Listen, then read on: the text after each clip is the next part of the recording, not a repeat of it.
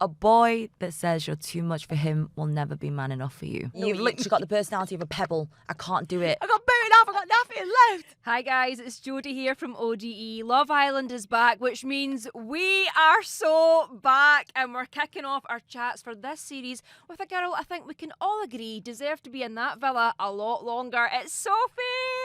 Hello. Thank you Welcome. for having me. Thank you so much for coming in. I mean, your life must just be a roller coaster right now. What's going on? Yes, I feel like everything is coming into my life so fast, but I'm here for it. I'm excited, and the villa was just a small part of my journey of my life. So this part of my life is even more hectic than when I was in there, which, you know, it's a new adventure. And obviously you did go so early and everybody's gutted about that. I mean, how do you feel about it? Have you managed to make peace with it? I felt like I didn't go in there with an expectation of achieving anything other than finding love, creating new connections. Because if you attach yourself to like an end result of something that is so out of your hands, you're going to be disappointed, right? And bless her, Shakira, she had to make a choice. So all is fair. Like, I don't feel like it was anything bad or there's bad blood there. The girl had to make a choice. We've seen it happen before where there's been like a quick jumping, but it's always shocking because you're like, how can they jump someone so quickly? I mean, were you shocked in that moment as well? I think everyone in the house was, especially because, you know, as an audience, you get a build-up of meet our cast, and we're so excited for you to meet our cast. And then, obviously, the first few days is where you create connection with the audience. So when you don't have that, obviously, the audience are a bit like, what? Flabbergasted. But this is the ideas of showbiz. Yeah. What did you think of the twist this year where they got you to stand behind the name and there was just like a little bit of info? That was like giving dating app vibes. Yeah. And I feel like the twist, okay, I get it, but I mean, I was talking about I want a serious relationship, so I only really had one option. I didn't really have that many options, so I went with my heart and I chose Harry. I don't regret it, but I do feel like, you know, the way he's moving is a little bit crazy, but hey, the guy's doing what he needs to do, so. Because Harry is the oldest boy, is that right? Yeah. Yeah. The math ain't mathin'. It's giving ABCDAFG. Yeah. Maths. What? I have to go. Yeah. What's going on? And as well, because I said, I'm looking for marriage. These are the things that I want in my life. Maybe a little bit later, but those are the things that I want. And his was the only one that said either a wild card or marriage. So I'd be a hypocrite if I picked someone that didn't mention marriage and he was the only one that mentioned marriage. I'd be like, girl, this is what you wanted. Why are you not picking that? But it's Love Island as well, so people might be like, oh, that's quite intense to say what you want straight away. But at this point, it's That's like, what I want. if you know what you're looking for, then why mess around? Yeah, I'm 29. I'm a woman, you know. I'm not going to tell people, oh, I just want this and I want a bit of fun, and then be like, oh, but then he hurt me. Well, then you need to go in there already knowing what you want. There was a moment with Harry that annoyed me as a girl that's been told a lot that I'm too much. He did make a comment saying that it was a bit much for him. I don't really know what he was talking Like the about. context. Yeah. But So it was basically our first chat together. And he asked me, you know, what I do and about my life. And obviously my life is about, well, what I do is my job as a motivational speaker and an author has become because of my life, because of the life experience that I had. And so I naturally kind of wove into that lane. I also kept the conversation going by asking him what he does. And he basically said it was a bit much for him, which, okay. what does that even mean? Do you know what I mean? Well, then, in my defense, and for any other girl that's ever had that, especially yourself, a boy that says you're too much for him will never be man enough for you. Facts. Do with that what you will. She's spitting facts. Yeah. Let's just, you know, get straight to the point. And if that's too much, cool. At least you told me you're too much. Let's move on. Next. I've seen a lot of comments saying that the villa didn't deserve you. You are too mature for it. Looking at the show now, are you kind of glad things have worked out the way they've worked out? I feel like I knew what I signed up for. That's why I wasn't crying my eyes out, hysterical. Like, I'm in a part of my life where I, at one point, was a broken girl. You know, I was I was a shell of a human being. So I had to put so much love back into myself. And I'm finally in a place where I'm ready to explore love in someone else and give that love to someone else. So I knew what I signed up for, and it wasn't to be, but you don't get to choose who you're in there with. This is it. You know, there's people like Scott Thomas, where when he went in, especially for All Stars, he's grown so much. Yeah. You know, and I have so much respect for the guy. Like, I think he's incredible for what he does now, raises awareness, even though, yeah, he's been through a part where he's partied and he's been that guy, you know, the conversation would have been so different. So, Scott, if you're watching... Oh, no, it's not like that. I've known Scott for years. Like, but I'm just saying, in terms of like the growth, the I could level see of conversation. that, though. I could really see that. Looking at the villa now with the boys, is there anybody that you would have been interested in now? And that's fair enough. The silence is deafening. I don't know. For me, the boys kept asking me what my type was. And to me, type is not subjective or objective. I cannot just tell you, he needs to be this tall, he needs to be this and this.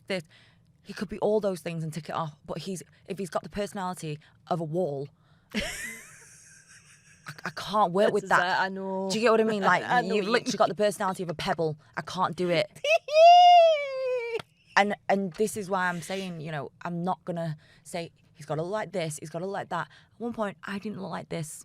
So for me to say that type is based off aesthetic, I think is very shallow of me to say. And I wouldn't ever say that, because there's more to a man and a person than just what you look like. But on the kind of mentality and the personalities then, just... To be fair, I got on with Blue. Okay. Blue's funny. And you and Blue have been out and about together. But he's like brother. Like, right. And also Ben. He's actually lovely. And Tommy. Okay. Tommy's showing his maturity at this point. Yes. Tommy is really showing his morals, his maturity and his values.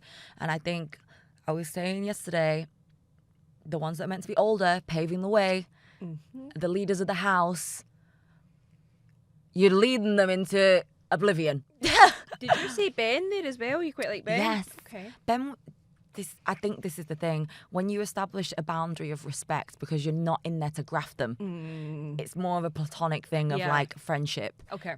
The level of conversation is so different because you're not there trying to impress the girl. Yeah.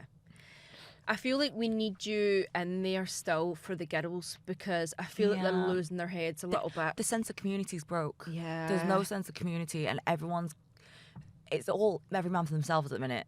The girls are fighting. Yeah. The girls are fighting. We don't need that, girls. Yeah. Come on, we need to stick together. What would be Sophie's advice to the girls right now in the villa? I feel like when you're in there, you don't see everything that's going on. Especially like with Meg and Dejan, how he was like, I don't know. It's like he stirred the pot and then it turned into a tornado and then he ran away, but then he came back to like fix it a little bit and then he stirred it more and then he ran away again. It was just a bit like, but obviously when you're in there, you don't know what's going on. You only have the chat between them.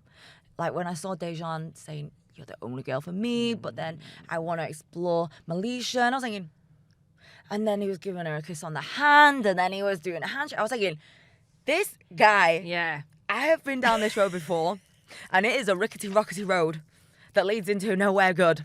We need you to go back in and give them, like, there needs to be sessions where they go and speak to you, and you say, Imagine, right. I'm not a contestant. You need to be a consultant. I'm I'm a consultant. I'm the consultant here. You're on the clock. It's going to cost you. Right, I'm Meg. What would you say to me? There's going to be more. And they're going to be throwing them in hot and fast. Don't worry about it. And Dejan is going to be quaking his little football boots. And last night's episode, Dejan got annoyed at Harrison because Meg obviously picked him in the challenge to kiss him or whatever. Didn't they just like rig the game so they could kiss whoever they wanted? Now that Meg wants to kiss who she wants, the boys are crying. The boys are going to be crying. How do we get you back in there? Who do we need to speak to? HR. Get them on the phone. I feel like you need to save the girls, you need to go in there.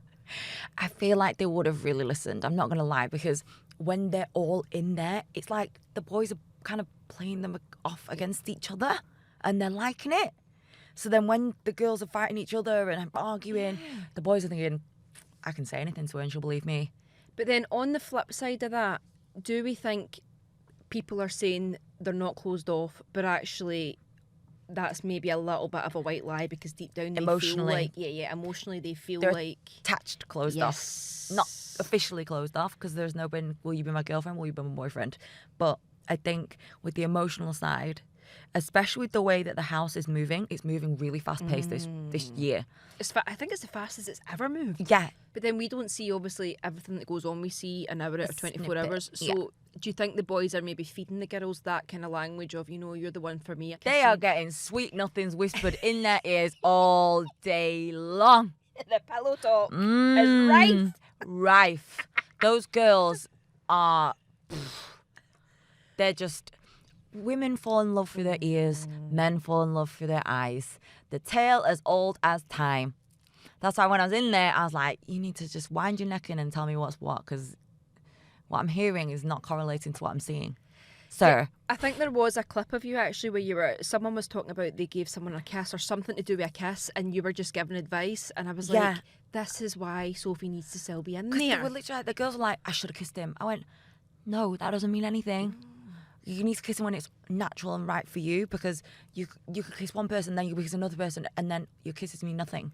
It like for me, those are things that mean something when you do it, not because it's to make sure that we're latched in, like we're locked in. Yeah. And this is what I want to try and explain to the girls, not in a way where it made them feel bad, because I get it. At one point, you probably thought, oh, I should have kissed him, but I just wanted to explain to them like there's more than that to it.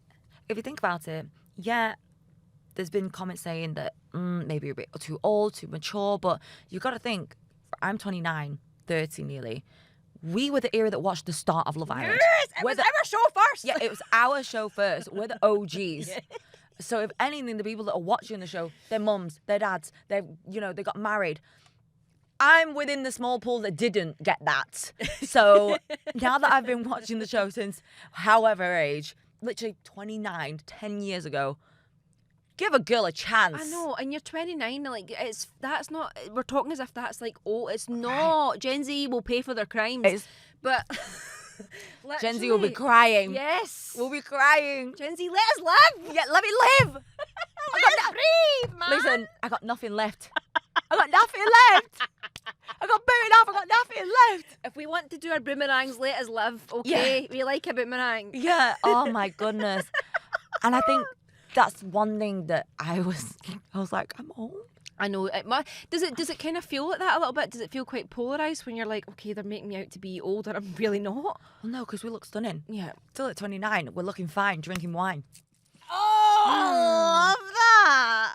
I think as long as you feel young in yourself, like you said, there's no timeline, no pressure to do anything. But I've also been saying for ages that I would like to see people that are a little bit older because I do feel like when you're in your earlier 20s, there's less kind of pressure on finding that person that you actually want to be with long term. So you put less effort in. Well, I was saying this. I said, in my 20s, I had a fire accident. It nearly took my life. So I was 22 when that happened. I wasn't ready to date.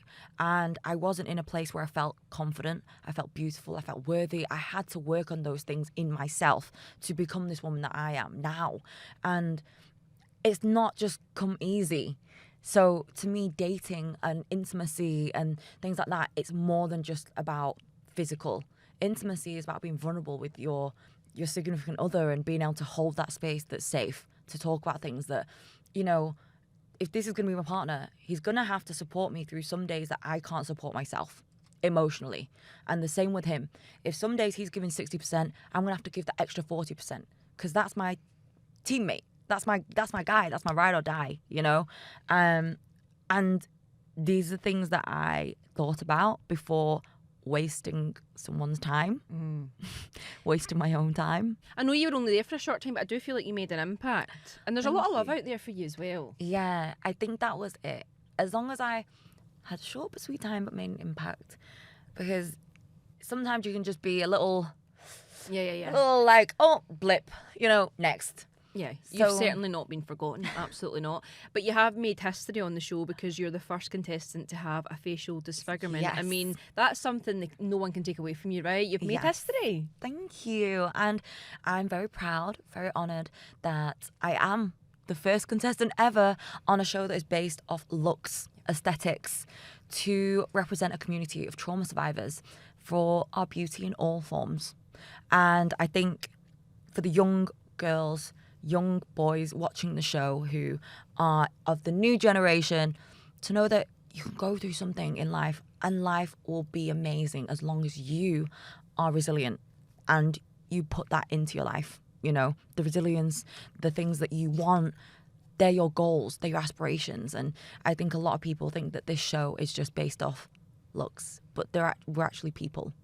Do you know what? I feel like this has turned into a motivational podcast and I'm absolutely here for it. I'm absolutely loving it. Like people, do you know on After Sun I got hate because people were like, she's trying to be a motivational speaker, she's da-da-da. What's your job? Hello? And is then, it a crime? Right. And then I was like, but I'm just positive. Yeah. Everything that I see is not, like I speak about or like I see in life is not doom and gloom because I've heard worse than you're dumped. Yeah. I've heard worse in my life than you're dumped from the island. Like, right, so what are the next steps for you then? What do you want to do next? super exciting things to come. I'm still loving being a motivational speaker. I love my job. I'm not going to just quit my job and just forget where I come from. So many more things to come with that and motivational speaking. Obviously, it's early days because I've only just left the villa. It's been a week. There's still 7 more weeks, guys. 7 more weeks. Long, hot summer. Yep. A hot summer. So people are also saying you should go on Love is Blind and like the other reality shows. right. So I got asked, would I do Love is Blind? And my answer to that is I love the concept. But also that brings me back to the whole, are you whispering sweet nothings to me? With a wall, because I need to see conviction. I need to see it's coming from, with some energy. Because I feel like body language is very big. Yeah. Eye contact is also very big. And I know as well, my story is, I don't want it to be a sob story. So I don't want to say the story and he feels sorry for me. I want you to know about me. Yeah.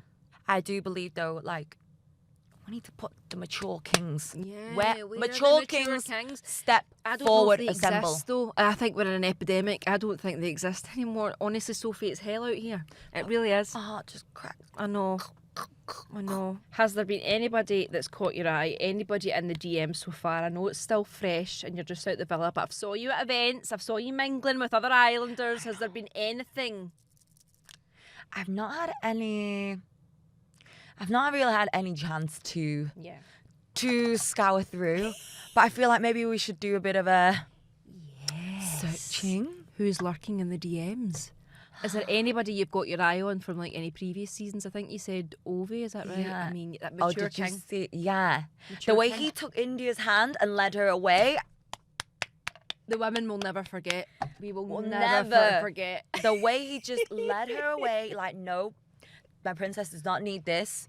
We do not need this drama in our life. She was like, take notes. yeah, write that down, note that down, follow through the So a man like Ovi then? Yes. But he was like, I'm not going on Love Island ever again, so there's another dream. But you know what, you're out and about. You're out and about in the world. You know, you're at the same events. We might facilitate a meeting. I'm joking. Listen, Sophie, you have been an absolute gem. I could talk to you Thank you. all day because you're just such a motivational queen. Thank you so much for dropping all the tea and for giving all the advice and for being just an absolute icon in that villa for the short and sweet stint that you were in. Of course. Thank you for having me. Thank you for coming in, Sophie, everybody. Woo!